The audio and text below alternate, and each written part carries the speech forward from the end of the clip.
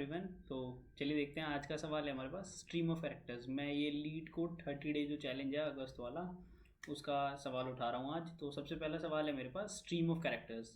तो देखता हूँ मेरा सवाल क्या है।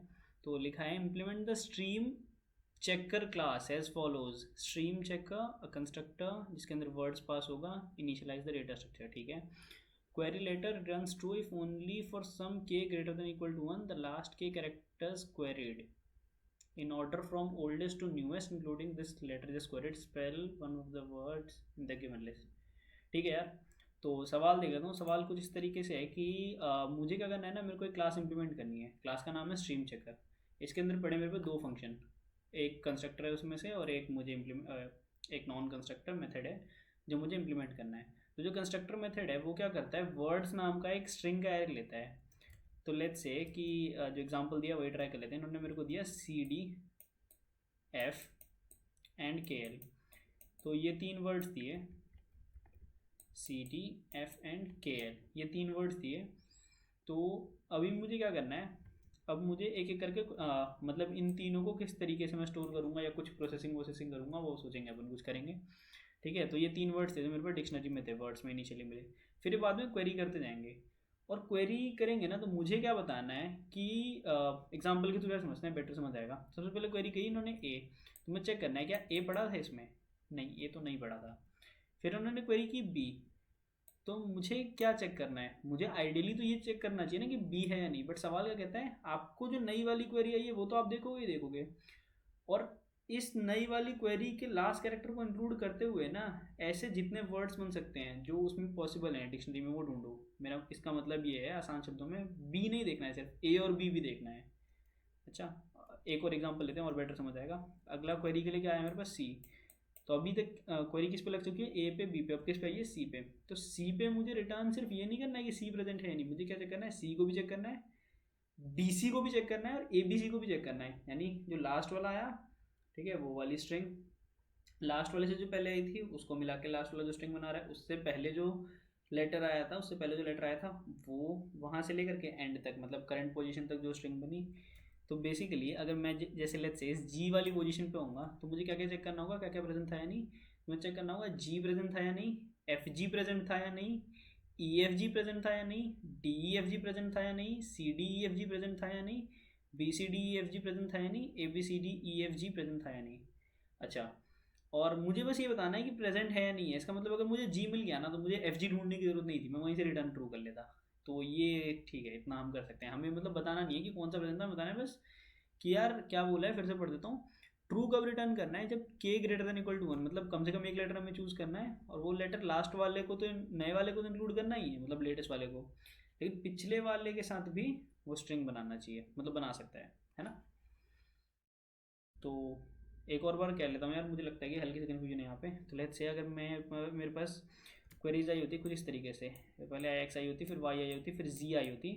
तो Z वाले मूवमेंट पे मुझे क्या चेक करना था कि Z प्रेजेंट था या नहीं वर्ड्स में से, YG प्रेजेंट था या नहीं था, और XYZ प्रेजेंट था या नहीं था, है ना। मतलब लास्ट वाला कैरेक्टर या फिर लास्ट वाला और उससे जस्ट पहला वाला, या फिर लास्ट वाला उससे पहला वाला और उससे जस्ट पहला वाला, मतलब इस तरीके से जितना मैं पीछे तक जा सकता हूँ।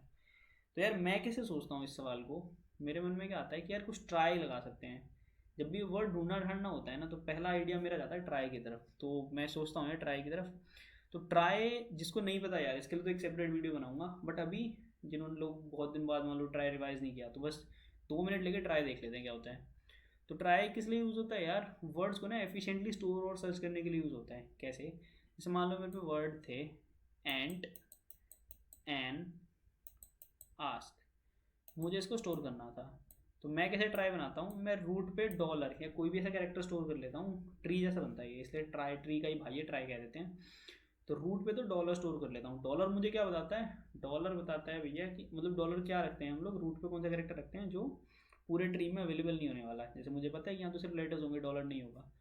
इसके चिल्ड्रन में क्या क्या बना लेता हूँ, तो जब वर्ड स्टोर करता हूँ सबसे पहले एंड ना, तो मैंने ए स्टोर किया, ए के नीचे एन स्टोर कर लिया और एन के नीचे टी स्टोर कर लिया और टी पे लगा दिया एक स्टार। स्टार क्या बताता है, स्टार बताता है कि यहाँ पे आके कंप्लीट वर्ड बने। तो आप कहोगे भैया एंड पे तो आ गए थे, जैसे ही जिस बंदे का लीव नहीं है वो लास्ट कैरेक्टर तो हो ही गया, मतलब वहाँ तक तो वर्ड कंप्लीट हो गया। जैसे मैं डॉलर से ए पे आया, ए से एन पे आया, एन से टी पे आया, टी के तो लीव है ही नहीं कोई, मतलब टी के चिल्ड्रन तो है ही नहीं, उसका मतलब तो एंड पे पूरा वर्ड बन गया। मैं कह रहा हूँ लग तो बड़ा अच्छा रहा है, दिक्कत होती है कहाँ, जब एन आ जाता है। एन भी एक वर्ड है, अब या तो मैं एन को ऐसे अलग से स्टोर कर लूँ, बट क्या एन से अलग ए एन को अलग से स्टोर करना स्मार्टनेस है क्या? फिर ट्राई की क्या जरूरत थी, उठाओ लिंक लिस्ट में भर लो भैया, एरे में भर लो, कहीं पे भर लो। हम तो कुछ मेमोरी मेमोरी बचाने की सोच रहे थे ना। तो हम क्या करेंगे, हम वापस चेक करेंगे कि यार पहले कैरेक्टर से पहला कैरेक्टर प्रेजेंट था, अच्छा अब मुझे क्या स्टोर करना रह गया, एन। क्या मैं एन स्टोर कर सकता हूँ? तो एन भी पहले से पड़ा हुआ है, तो यहाँ पर बस एक स्टार लगा दो। इसका मतलब पता है क्या यार, जब मैं टॉप टू बॉटम ट्रेवर्स करता हूँ आऊँगा ट्री को, मतलब डॉलर से ए को फिर एन को नीचे की तरफ आता जाऊँगा, तो मुझे पता चलेगा कि यार एन पे ही एक वर्ड पूरा हो गया, मतलब ए एन भी एक वर्ड है, और नीचे जाऊँगा तो ए एन टी भी एक वर्ड है। ठीक है। अच्छा, फिर आस्क स्टोर करने आऊँगा तो मैं आऊँगा यार ए तो पहले से पड़ा हुआ है, बस एस और के स्टोर करना है, बहुत प्यारा प्यारा काम हो जाएगा। तो ऐसा कुछ ट्राई होता है। अब इस ट्राई को यहाँ लगाने की कोशिश करेंगे, तो ये वाला पार्ट मिटा देता हूँ जल्दी से। ठीक है जी। तो उन्होंने हमें क्वेरी के लिए ए से एल तक सब कुछ दे दिया है, तो ठीक है, कोई दिक्कत नहीं है। क्वेरीज भी मैं लिख लेता हूँ। तो पहले ए आनी है, फिर बी आनी है, फिर सी आनी है, फिर डी आनी है, फिर ई आनी है, F G H I J K L. अच्छा, ध्यान रखने वाली बात क्या है कि जब यार आई की क्वेरी आई होगी ना, तो मुझे सिर्फ आई नहीं चेक करना होगा, मुझे H I, ji H I, F G H I, E F G H आई, और इस तरीके से ए से लेकर आई तक ये वाली सारी सब स्ट्रिंग्स चेक करनी होंगी, है ना, यही क्वेश्चन में बोला है। हमने बोला यार कि अभी अभी तुमने ट्राई सीखा था, ट्राई जैसा क्या करते हैं भैया, प्यारा प्यारा डॉलर स्टोर कर लेते हैं। डॉलर के चिल्ड्रन स्टोर हो जाएंगे सी डी, डी पे अगेन एक star, and of the word represent करने के लिए एफ स्टोर कर लेते हैं, के एल स्टोर कर लेते हैं। फिर आप बोलोगे भैया पहले आई ए की क्वेरी, ए तो मिला ही नहीं, मतलब ऑफकोर्स डॉलर से चेक करना शुरू करूँगा, तो काम खत्म। बी पे आए, बी पे आए तो सर्च क्या करना है, ए बी भी सर्च करना है और बी भी सर्च करना है, पहले बी करूँगा। तो यार बी तो मिला नहीं, कोई दिक्कत नहीं है जी। फिर आप कहोगे भैया अगली क्वेरी आई सी की, सी की आई तो सी पे क्या सर्च करना है, C B C and A B C, तीनों चीज़ें सर्च करनी है। सी पे आए, आप कहोगे भैया सी तो मिला, लेकिन सी कंप्लीट वर्ड नहीं था, तो सी को आंसर नहीं बना सकते। बी सी चेक करते हैं, तो बी ही नहीं मिला। ए बी सी चेक करते हैं, ए ही नहीं मिला, चलो जी मान लिया, इधर से भी कोई आंसर नहीं आया, मतलब इस लेवल तक तीनों फॉल्स आए हैं। अगली आती है डी। अच्छा, डी पे क्या क्या चेक करना होगा मेरे को, डी पे चेक करना होगा डी को भी, सी डी को भी, बी सी डी को भी, and A B C D को भी। ठीक है, डी पे आए, डी तो मिला ही नहीं।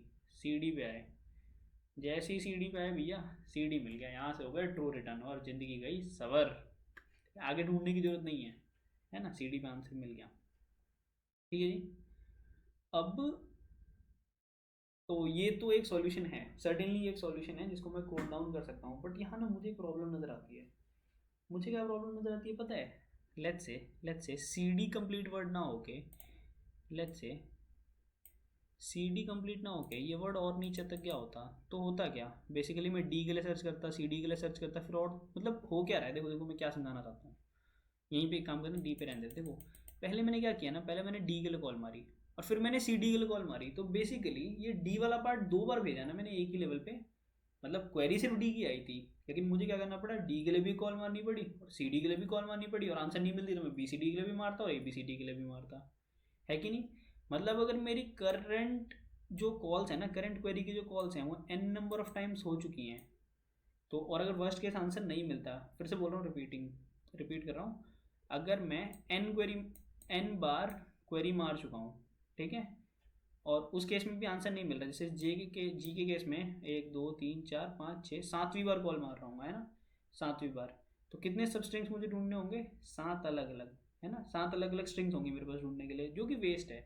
वो 7 अलग अलग स्ट्रिंग्स होंगी क्या, जी होगी, एफ जी होगी, ई एफ जी होगी, डी एफ जी होगी, सी डी एफ जी होगी, B C D F G होगी, A B C D F G होगी, जो कि थोड़ा वेस्ट लगता है मुझे सोचने में, क्योंकि मुझे लगता है कि यार जब मैं जी को कॉल मार रहा हूँ ना, तो एफ जी में दोबारा जी को यूटिलाइज करने को मैं थोड़ा सा बचा सकता हूँ किस तरीके से, एक थोड़ा सा सोचोगे ना तो सोच पाओगे मैं क्या कहना चाहता हूँ।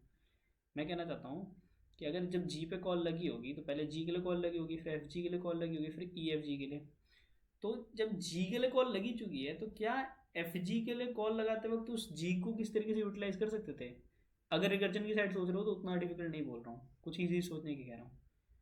तो मैं कह रहा हूँ पता है क्या, स्ट्रिंग्स उल्टी स्टोर करते हैं, देखें जरा क्या फ़र्क पड़ रहा है। तो इसको यहीं रहने देते हैं, स्ट्रिंग्स उल्टी स्टोर करने बैठते हैं। तीन मेरे पास क्या क्या स्पेशल वर्ड्स पड़े थे, सी डी एफ और के एल। स्टोर कैसे करूँगा, उल्टा डी सी, यहाँ पे सी पे स्टार लगा दिया। सी पे स्टार वैसे ट्राई के हिसाब से बता रहा है कि एंड ऑफ द वर्ड है, हमें पता है कि starting of the word represent कर रहा है। फिर एफ का एफ पे स्टोर करा दिया और के एल की जगह एल के स्टोर करा दिया। अब देखो यार होगा क्या ना, पहली कॉल आई ए की, ए तो नहीं मिला। पहली दूसरी कॉल आई बी की, बी के लिए सर्च क्या करना होता है, बी और ए बी दोनों ना, बी और ए बी दोनों ढूंढना होता है ना। जब बी की कॉल आती है, बी को भी ढूंढते हैं और ए बी को भी ढूंढते हैं, सॉरी हाँ, बी को भी ढूंढते हैं और ए बी को भी ढूंढते हैं। अब ढूंढना भी उल्टा पड़ेगा, तो ढूंढने बैठा यार बी ही नहीं मिला, क्यों मेहनत करूँ, ए ही नहीं मिला, क्यों मेहनत करूँ। अच्छा सी के लिए आते हैं यार, तो सी के लिए कॉल्स लगेंगी अलग अलग। इनफैक्ट बी वाले में कुछ बोलने में मिस्टेक कर दी मैंने। मैं कह रहा हूँ बी के लिए क्या क्या सर्च करते हैं हम लोग, बी और ए बी दोनों को सर्च करते हैं। शुरू में ही बी नहीं मिला, आगे क्यों ढूंढोगे, देख लो एक सर्च में काम हो गया। सीधा सीधा ढूंढता, अगर सीधा स्टोर करके सीधा ढूंढना होता तो पहले ढूंढता कि ए पड़ा है या नहीं, और ए नहीं मिलता तो फिर क्या, सॉरी बी पड़ा है या नहीं, और बी नहीं मिलता तो फिर ढूंढता ए भी पड़ा है नहीं। जैसे ऊपर कैसे स्टोर कर रहा था, सर्च कर रहा था बी के लिए, जब बी की बारी आती थी तो ढूंढना तो बी और ए बी दोनों को है, तो पहले बी को देखता था, बी नहीं मिलता तो ए बी को देखता था। अभी क्या हुआ, शुरू में ही देख लिया कि भैया बी तो प्रेजेंट ही नहीं है, तो बी है तो क्या ही मिलेगा। अच्छा सी के लिए किस किस को कॉल लगानी होती है, सी के लिए सी को कॉल लगानी होती है, बी सी को कॉल लगानी होती है और ए बी सी को कॉल लगानी होती है ना, है ना। तो ऊपर कॉल लगाते तो पहले सी चेक करते हैं, फिर बी सी चेक करते हैं, फिर ए बी सी चेक करते हैं। अभी कॉल लगा रहे हैं तो हम उल्टी कॉल्स लगा रहे हैं ना, सारी वर्ड्स हमने उल्टा स्टोर किए हैं, ढूंढ भी उल्टा रहे हैं। तो क्या सर्च करूँगा, क्या सी पड़ा है, सी नहीं पड़ा तो सी बी या सी तीनों में से कोई भी नहीं मिलने वाला। ठीक है, अच्छा डी, डी पे आए, डी के लिए किस किस की कॉल लगेगी, डी की, सी डी की, बी सी डी की, ए बी सी डी की, ये चार कॉल्स है ना। ये मतलब बेसिकली ये चारों में से कोई एक वर्ड मुझे ढूंढना है। अगर ऊपर वाले तरीके से ढूंढता जब सीधा स्टोर किया था, पहले डी को ढूंढता, फिर सी डी को ढूंढता, फिर बी सी डी को ढूंढता, फिर ए बी सी डी को ढूंढता। यहाँ क्या ढूंढने बैठा भैया, डी आया। अच्छा डी तो पड़ा है, तो जब मैं डी से ढूंढने बैठा ना तो बेसिकली मैंने इन सब के लिए सर्चिंग साथ में स्टार्ट कर दी है। अब डी के बाद क्या आया, सी, डी के बाद आ गया सी ना, डी के बाद सी आ गया, और यही तो मैं ढूंढ रहा था, सी डी तो ढूंढ रहा था। ये बेसिकली सी डी उल्टा ढूंढ रहा हूँ तो भाई डी सी तो मिला मुझे। तो समझ पा रहे हो, मैं एक साथ ही ढूंढ पा रहा हूँ। बेसिकली मैं क्या कर रहा हूँ, जब मैं डी पे हूँ तो मेरे पास टोटल वर्ड असल में क्या है, ए बी सी डी है ना, ए बी सी डी है ना। बेसिकली होता क्या है, जब मैं यहाँ पे डी पे हूँ तो डी मुझे क्या बता रहा है कि बेसिकली आपको डी ढूंढना है, सी डी ढूंढना है, बी सी ढूंढना है, ए बी सी डी ढूंढना है। सीधा जब मैं स्टोर करता हूँ तो पहले डी ढूंढता हूँ, फिर सी डी काटता हूँ, सी डी ढूंढता हूँ, बी सी डी काटता हूँ, बी सी डी ढूंढता हूँ, ए बी सी डी काटता हूँ, ए बी सी डी ढूंढता हूँ। अभी मैं क्या कहता हूँ कि मैं डी से ही सर्च लगानी शुरू कर देता हूँ, जहाँ पे भी एंड ऑफ द वर्ड मिल गया वहाँ पे काम हो गया। जब मैंने उल्टा स्टोर किया कैसे, सी डी स्टोर करने मैं जब डी से ढूंढने बैठा था डी पड़ा था, सी आया, सी पे मुझे पता चल गया एंड ऑफ द वर्ड है। इसका मतलब मुझे मिल गया कि यार सी डी एक वर्ड था जो इसमें प्रेजेंट था ओरिजिनल डिक्शनरी में। आप लोग हो गया यार मज़ा नहीं आया अभी, आप तो पता नहीं क्या बोल गए फास्ट फास्ट सा। मैं कहता हूँ चल एक बढ़िया करते हैं, मैं क्या करता हूँ, एल वाली कॉल उठा लेता हूँ। ये एल वाली कॉल ना, ये उठा लेता हूँ। तो एल वाली कॉल कुछ इस तरह से रही होगी कि पहले ए की कॉल गई होगी, फिर बी की, C D E F G H I J K L. मैं कहता हूँ यार अगर वैसे ही बेकार वाले तरीके से ढूंढने आते हैं, हमने क्या क्या होता, सीधा सीधा स्टोर किया होता। तो पहले एल को ढूंढते, एल तो इसमें मिलता नहीं, फिर के एल को ढूंढते हैं, है ना। कह रहा हूँ और लेट्स से के एल भी नहीं मिलता, मान लेते हैं के एल भी नहीं मिलता, तो मुझे क्या करना पड़ता, फिर जे के एल का ढूंढना पड़ता, आई जे के एल का ढूंढना पड़ता। मतलब देखो पहले एल के लिए ढूंढा, एल के लिए कॉल गई, फिर के एल के लिए कॉल गई। के एल के लिए कॉल कैसे जाती है, पहले के ढूंढता है, फिर के मिलता है तो के साथ एल ढूंढता है, फिर जे के एल के लिए कॉल जाती है दोबारा, जे ढूंढता है, जे के बाद के ढूंढता है, के बाद एल ढूंढता है। ऐसी तो कॉल जाती है, एक लेटर मिलता है फिर अगला फिर उसका अगला। मतलब बेसिकली अगर इतनी बड़ी स्ट्रिंग है तो हर पार्ट को काट काट के ले, एक ही केवल कॉल केवल एल के लिए मारी है, लेकिन उसको क्या करना है, अलग अलग स्ट्रिंग्स बनाते जाओ, ऊपर वाले पार्ट से सब काट काट कर सर्च करते जाओ। तो मैंने उल्टा स्टोर कर लिया, तब मेरा काम कितना आसान हो गया। बस मैं एल से ढूंढता हुआ जाता हूँ, जहाँ पे भी मुझे या तो ये खत्म हो जाए, स्ट्रिंग खत्म हो जाए जिसमें ढूंढ रहा हूँ, या फिर इसमें कोई कंप्लीट वर्ड मिल जाए, हो जाता है कि नहीं काम। जैसे एल से शुरू किया, एल पढ़ा था, एल के बाद अगला क्या लेटर ढूंढना था, के भी पढ़ा था, एल के स्टार हो गया काम भैया, मिल गया वर्ड। नहीं ढूंढना पड़ता, ऊपर वाले तरीके से करता, जब वर्ड सीधे स्टोर किए थे क्या करता, पहले के ढूंढता, फिर क्या ढूंढता, फिर के एल ढूंढता, 2 सर्च लगाता, मतलब 2 अलग अलग बार कॉल लेके ना, पहले के जाते, के पे लेकिन कंप्लीट वर्ड नहीं मिलता है ना, के पे लेकिन कंप्लीट वर्ड नहीं मिलता, फिर के एल पे आते, के एल पे जाके कंप्लीट वर्ड मिलता है, के एल पे कंप्लीट वर्ड जब मिलता तो क्या होता, पहले के ढूंढता, फिर के बाद एल ढूंढता, यहाँ क्या हुआ, सीधा एल ढूंढा, एल पढ़ा था, उसके बाद सीधा के ढूंढा, मतलब देख रहे हो कॉल्स बच रही हैं, है ना। अगर मुझे बेसिकली यहाँ जाके वर्ड मिलना होता तो ऊपर वाले केस में सर्च कैसे हुई होती, एल के एल अलग, के एल के एल अलग, जे के एल के एल अलग, आई जे के एल के एल अलग, और यहाँ पे जब ई F G H I J K L आया होता तब ऊपर जाके वर्ड मिला होता। तो समझ रहे हो कि एल वाली कॉल वेस्ट होती, के एल वाली कॉल वेस्ट होती, जे के एल वाली कॉल वेस्ट होती, आई जे के एल वाली कॉल वेस्ट होती, H I J K L वाली कॉल वेस्ट होती, जी H I J K L वाली कॉल वेस्ट होती, F G H I J K L वाली कॉल वेस्ट होती, ई F G H I J K L वाली call waste, वो ये वाली बस यूज़फुल होती। यहाँ पे तो बस मैं जब मैंने उल्टा स्टोर किया तो मुझे क्या ढूंढना था, एल से ढूंढता हो जाऊँगा, एल के F I H G F E, ऐसे करके आंसर मिल जाएगा। जिसको नहीं समझ आई बात ऐसे समझ लो। मान लो अगर वर्ड ये प्रेजेंट होता, सिर्फ डिक्शनरी में ये प्रेजेंट होता, ई F G H I J K L, ये कौन सा केस बना दिया मैंने, जब मैंने सीधे स्टोर किए थे, ख़राब वाले कोड वाला केस। यहाँ पे एल पे जाके स्टार लगा होता है, पहली कॉल लगती है एल के लिए, कुछ भी नहीं होता, दूसरी कॉल लगती है के एल के लिए, के एल के लिए कॉल लगी, फिर कुछ नहीं होता, फिर जे के एल के लिए कॉल लगती, कुछ नहीं होता, ऐसे कॉल लगती है ना। उल्टा स्टोर करने का क्या फ़ायदा हुआ, एक बार उल्टा भी स्टोर कर लेते हैं, जो हम अभी कर रहे थे। उल्टी ABCD आती नहीं है, कोशिश करता हूँ इधर से देख दुख के लिखने की, थोड़ा बचपन में ख़राब था ABCD में। एच जी एफ ई, तो ई F G H I J K L, हाँ ठीक है, तो कुछ टाइप को सा लग रहा है, हाँ ई। जब उल्टा स्टोर किया तो ढूंढने कैसे बैठूंगा, सीधा जी एल से ढूंढने बैठे, एल पड़ा है, एल के बाद के ढूंढो, एफ पड़ा है, जहाँ पे भी एंड ऑफ द वर्ड मिल जाए, ई पे आके एंड ऑफ द वर्ड मिल जाएगा, काम खत्म, आगे की सर्च लगाऊंगा नहीं, कितना सारा काम बच गया है कि नहीं। तो ये कर पाए हैं, तो एक बार भगवान की कृपा से यहीं पे सीधा कोड लिखने की कोशिश करूँगा, ऊपर वाले ने साथ दिया तो कोड भी लिख पाएंगे, नहीं हुआ तो कोई हंसेगा नहीं। तो मैं एक काम कर लेता हूँ, मैं यहाँ पे कर लेता हूँ इस सवाल को ना, मैं लीड कोड के क्वेश्चन सेक्शन में ढूंढ लेता हूँ और यहाँ पे कोड कर लेता हूँ। तो सबसे पहले क्या करूँगा यार, एक नोड बना लेता हूँ। तो एक नोड बनाई, एक प्राइवेट क्लास ट्राई नोड, इसमें कैरेक्टर नाम का डेटा, मतलब मैं क्या स्टोर करता हूँ, मैं ये स्टोर करता हूँ ना, जैसे इस तरीके से बताया मैंने, मैं ट्राई के हिसाब से बनाता हूँ।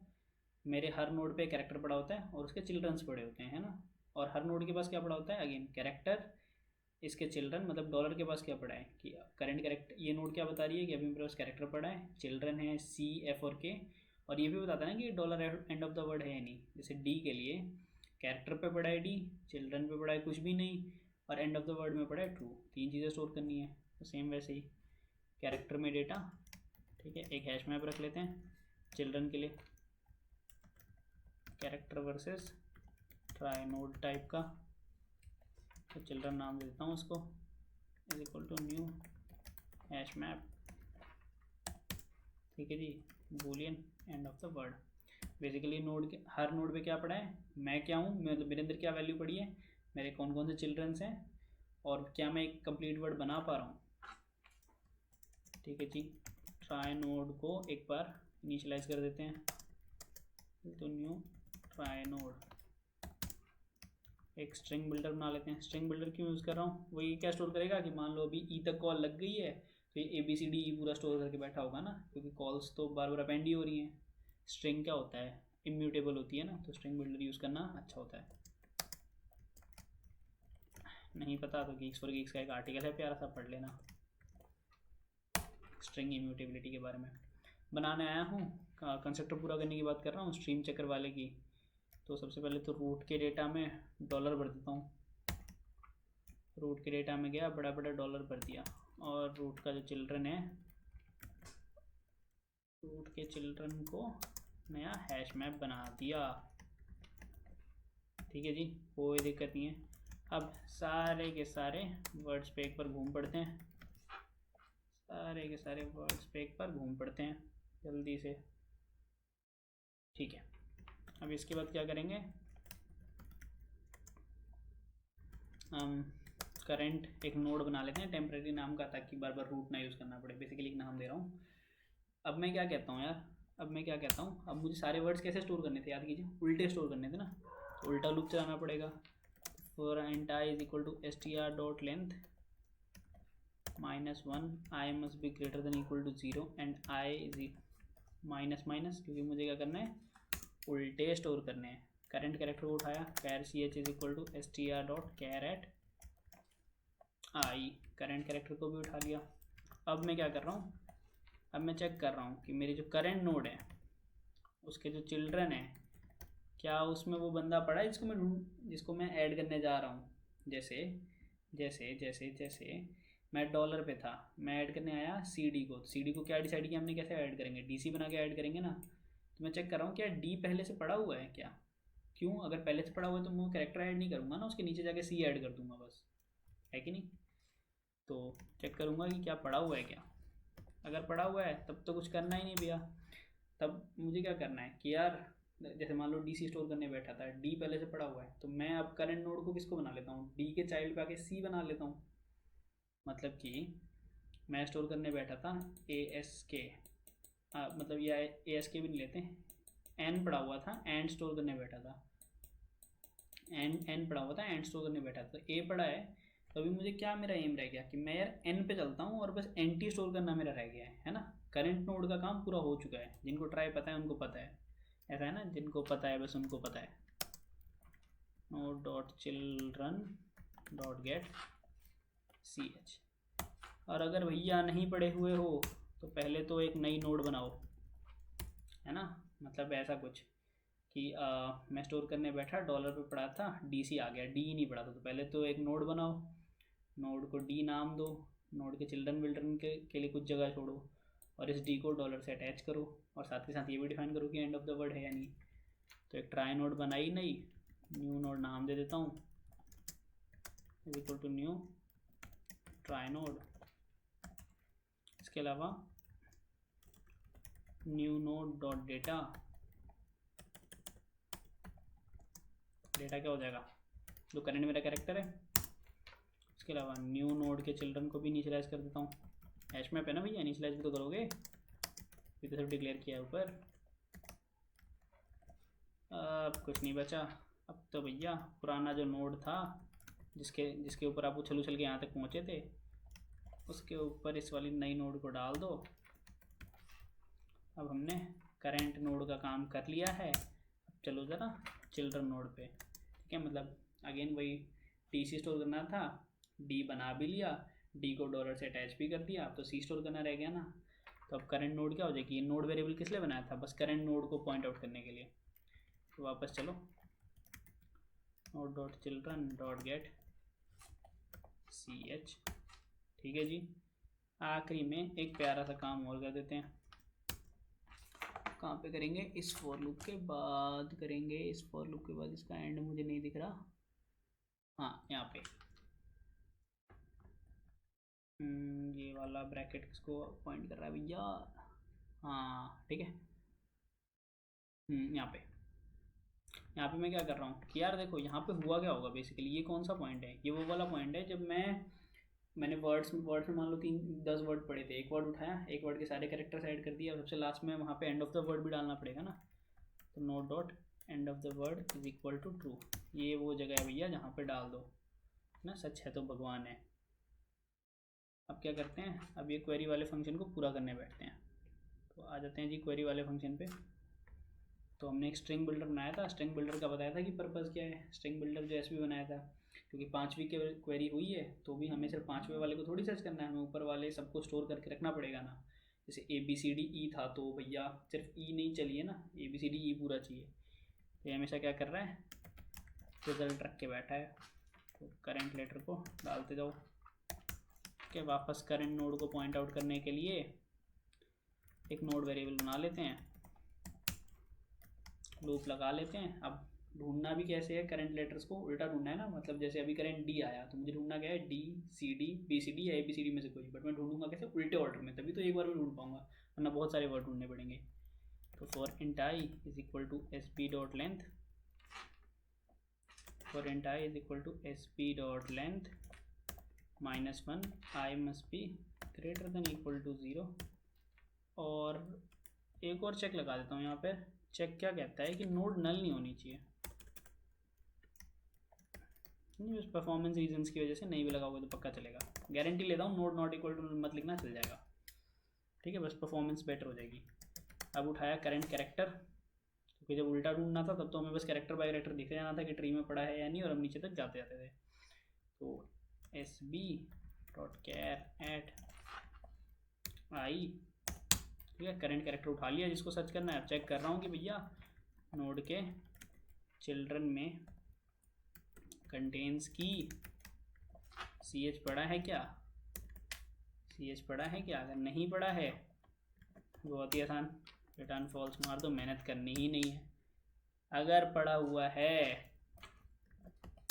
तो देखो, तो अपने आप को, अगर मैं जैसे मान लो DC सर्च करने बैठा था, ABC D करंट क्वेरी थी, D आया मेरे पास, तो D सर्च करने बैठा, D तो मिल गया, लेकिन D and of the word नहीं है। तो थोड़ा नीचे जाऊँगा ना उसके, मतलब बेसिकली मैं क्या कह रहा हूँ, मैं कह रहा हूँ ऐसा कुछ, लेट्स से मुझे करना था DC, ठीक है। अभी मैं यहाँ पे बैठ के ढूंढ रहा था ना इसके चिल्ड्रन में D है या नहीं। जब मुझे D मिल गया तो मुझे D पे जाना भी तो पड़ेगा। इन द सेम वे जब मैं D पे आऊँगा तो अब मैं इसके चिल्ड्रन में क्या ढूंढूंगा, C पड़ा है या नहीं। मुझे पता है कि C है, लेकिन मुझे कैसे पता वो C and of the word है या नहीं, तो मुझे C तक जाना तो पड़ेगा। तो यहाँ पे जो करूँगा यार, इसके ऑर्डर में बहुत लोग गलती करोगे, इसलिए फिर से एक बार डिस्कस करूँगा इसको। Dot get ch if node dot end of the word double equals to true, return कर दो ट्रू। एक बाहर बेकार का रिटर्न डिफ़ॉल्ट फॉल्स दे देते हैं आत्म शांति के लिए, कि कभी फटे फूटे नहीं भाई। देखो यहाँ पे क्या कह रहा हूँ यार, देखो यहाँ पे मैंने क्या पता किया कि मैं जिस चिल्ड्रन को ढूंढना चाह रहा था वो चिल्ड्रन पड़ा हुआ है, बट मुझे चिल्ड्रन पे जाके देखना तो पड़ेगा ना कि वो एंड ऑफ द वर्ड बना रहे हैं या नहीं। जैसे DC ढूंढ रहा था तो मुझे पता चल गया कि D का चिल्ड्रन C है ना। यहाँ पे मैंने ये चेक किया कि नोड के चिल्ड्रन में लेट्स से वो करंट कैरेक्टर C होता, C पड़ा है या नहीं पड़ा। अब C पड़ा तो है, बट C पे जाके देखना पड़ेगा ना कि C पे स्टार भी है या नहीं। अगर C पे स्टार नहीं हुआ तो वर्ड नहीं मान सकते ना उसको। तो यही यहाँ पे किया है। इसमें क्या करोगे, पहले चेक कर लोगे, फिर उस चिल्ड्रन पे जाओगे तो काम खराब हो जाएगा। पहले चिल्ड्रन पे जाओ, फिर चेक करो कि भैया ये बंदा एंड ऑफ द वर्ड बना पा रहा है या नहीं बना पा रहा। तो एक रन कोड मार लेते हैं प्यारा प्यारा सा, चल जाएगा तो मेरी इज्जत रह जाएगी। ओ ये तो नहीं चला, कहाँ मिस किया भैया मैंने। मुझे कहता है अच्छा अब मैंने क्लास की स्पेलिंग गलत लिख दी है, शायद ये तो एक बहुत बड़ी गलती मुझे दिख रही है। अच्छा, ट्राई नोड और मैंने कहीं कहीं ट्री नोड यूज़ कर लिया है। तो आदत हो गई, लिख लिख के थोड़े बहुत हो जाती हैं गलतियाँ बच्चों वाली। सीख रहे हैं थोड़ा बहुत वीडियो बनाने की कोशिश कर करके। तो ये मुझे लग रहा है, और डिफरेंस भी मुझे नहीं दिख रहा है, तो चल जाना भैया। तो पास्ट रिकॉर्ड तो देख ही लिया आप लोगों ने अभी चला के देखा था मैंने, तो काफ़ी सही सा स्कोर आया है। उठाता हूँ लीड कोड के चैलेंज में भी सबमिट मार ही देता हूँ, कुछ नहीं तो लड्डू तो मिलेंगे नहीं, क्योंकि पीछे का तो चैलेंज पूरा किया नहीं हुआ। कोई बात नहीं।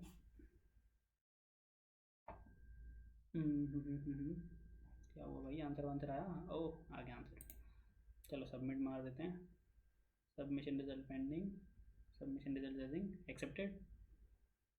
यार कर पाए हम लोग, काफ़ी इजी सवाल था, लंबा होने से नहीं होता है सवाल, तो इजी था ना यार। क्या करना था, एक ट्राई तो सीखना था, ट्राई देखना था। सीधा तो पक्का सोच ही लेते है ना, सीधा तो सोच ही सकते थे। प्रॉब्लम कहाँ सोचनी थी कि यार उल्टा स्टोर करना है, थोड़ा सा टाइम बच जाएगा, है कि नहीं। चलो यार फिर आज के लिए इतना ही, थैंक यू।